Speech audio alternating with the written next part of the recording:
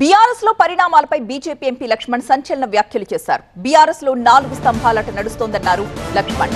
కేసీఆర్, కేటీఆర్, కవిత, హరీష్ రావు మధ్య రాజకీయం నడుస్తోందని, రాజకీయ వారసులు ఎవరో వాళ్లే తేల్చుకోవాలని అన్నారు లక్ష్మణ్. కుటుంబం నుంచే రాజకీయ వారసులు రావాలా? బీఆర్ఎస్ లో మిగిలిన నాయకులు సమర్థులు కారా అని ప్రశ్నించారు లక్ష్మణ్.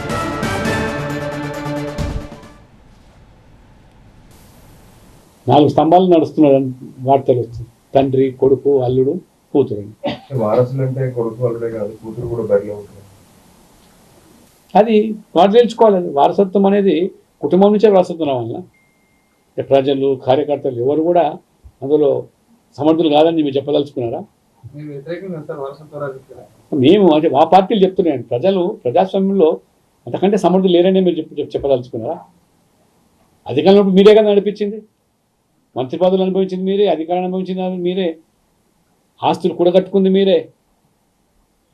ఇవాళ ఆస్తుల పంపకాల, పదవుల పంపకాల రేపంతా తెలిపోతుంది భవిష్యత్తు.